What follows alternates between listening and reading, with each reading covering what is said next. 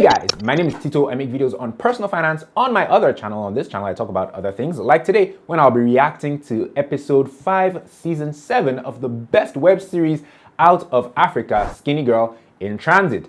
Now, a couple of things happened on this episode. It was a short episode, first of all. It was only like 23 minutes, and there was stuff with Derin and Mr Suara, played by Kunle Remi. There was also stuff with Tiwa and her mother, and Shalewa and Dr. Elijah, and Editi and Didi. Let's start with Derin and Mr.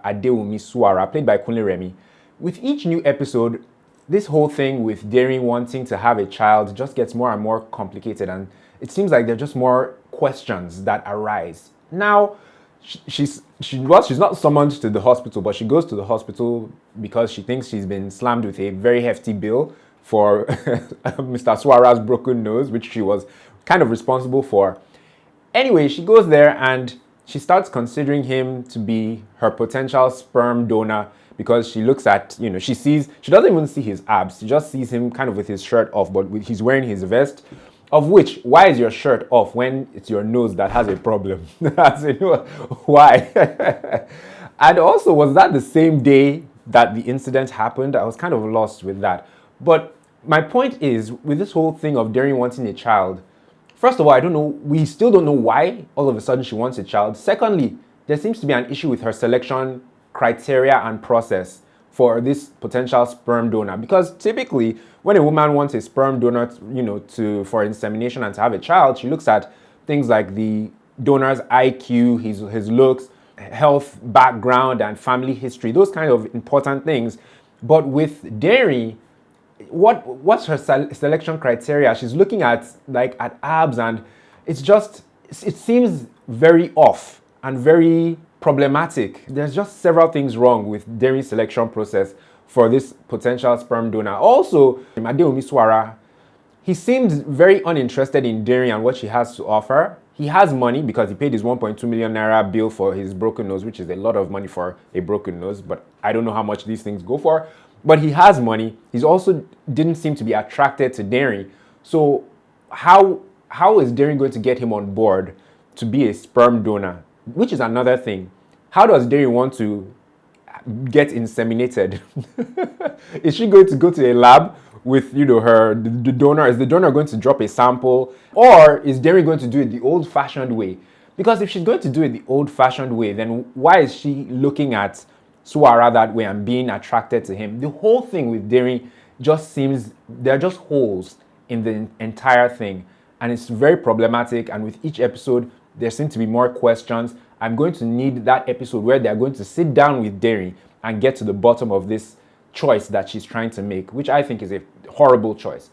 But moving on from Derin, right, let's go to Mummy Tiwa and Dr. Elijah and the YouTube video, and Shalewa. Okay, first of all, let me get on Mummy Tiwa's case. She invites Dr. Elijah. Well, Tiwa hooks her up with Dr. Elijah for a YouTube video.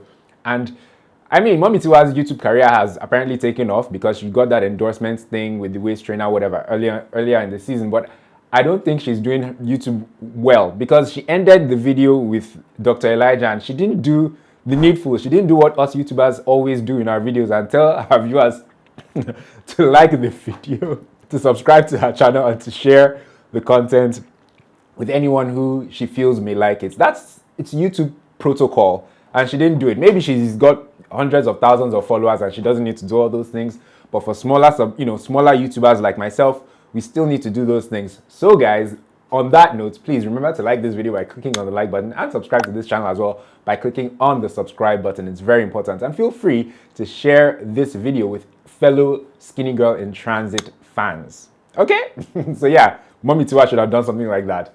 But anyway, so they filmed the YouTube video in Shalewa's house and Mummy Tiwa's house. Shalewa walks in and sees Dr. Elijah, who she saw earlier in the hospital, in her home. And yeah, I want to see where they're going to take this whole thing between Shalewa and Dr. Elijah, even though I'm not really on board like some of you aren't. I'm going to read a couple of messages that I saw, a couple of comments that I saw in the comment section. Tales of Victor Are.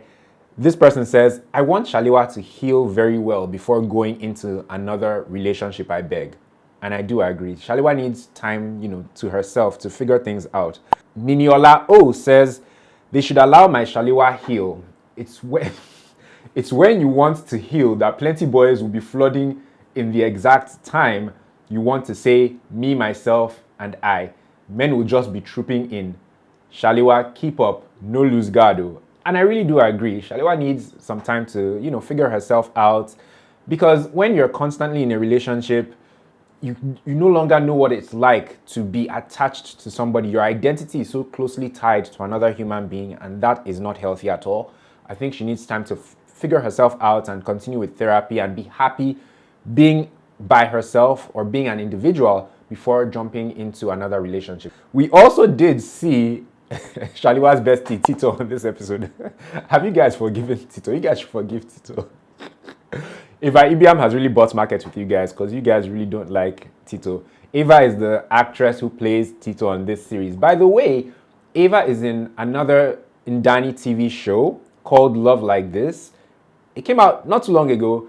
If you haven't seen it, please check it out. It's a really good show. I really enjoyed it. There's only one season of it thus far. And Eva Ibiam, who plays Tito on Skinny Girl in Transit, she's on that show more prominently. Yeah, but somebody said something about Tito. So this is from So You Found Folu. She says, how Tito always manages to get Shalewa in uncomfortable situations should be studied. Such a somehow friend. You guys should forgive Tito. But anyway, moving on from Tito and Shalewa and Dr. Elijah. Editi and Didi.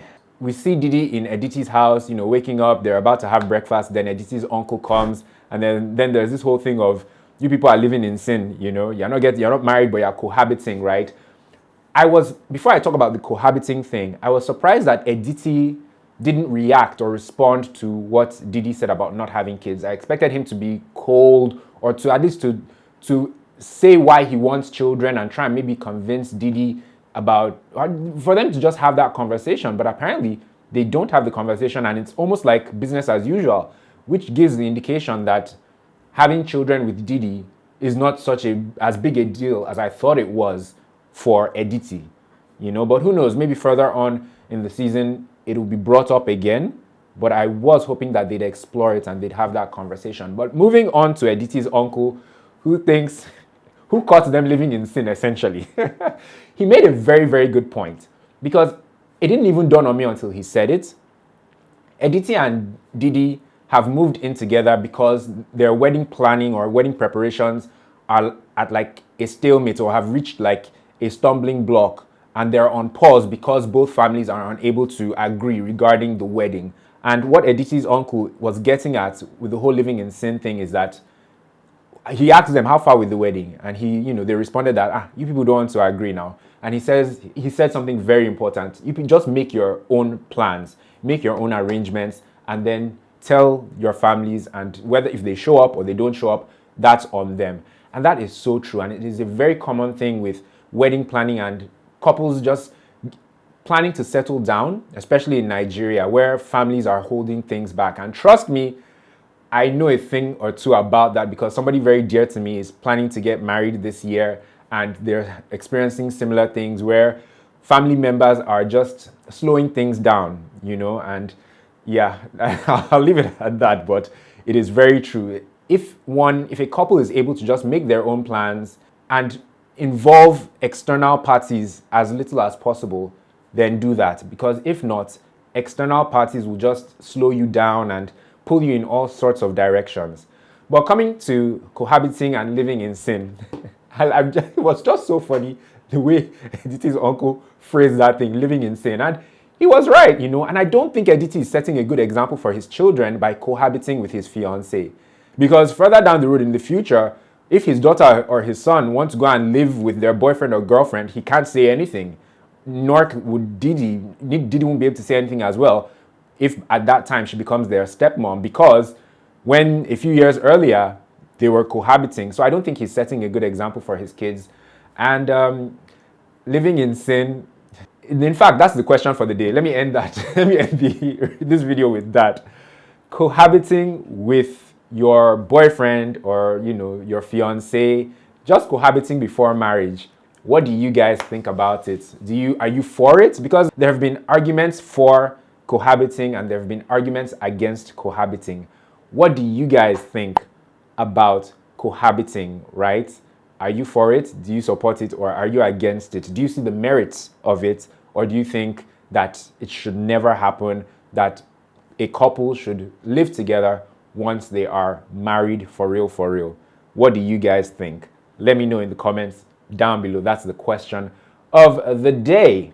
Tracy L says that cohabiting to weigh the pros and cons of marriage is not fully indicative of how your actual marriage will play out. Dating, engagement, and marriage are three different animals.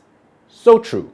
Whew, thank you guys so much for watching this reaction video. Do remember to like the video by clicking on the like button and subscribe to the channel as well by clicking on the black subscribe button. Feel free to share this video with fellow Skinny Girl in Transit fans. They'll probably enjoy it the way you've enjoyed it. And I guess I'll see you guys next week for the reaction video for episode 6. I really wonder what episode 6 has in store. I want to get to the bottom of this whole Derry and wanting to have a child thing, and seeing if there is going to actually be chemistry between Suara, played by Kunle Remi, and Derin, played by Beverly Naya. Thanks once again, guys. Like, subscribe, share, check out other content. I have so many reviews I'm doing. I can't even start to list all of them, but click the card in the corner of the screen for my playlist of other things that I have on this channel. Catch you next week for the reaction video of episode 6.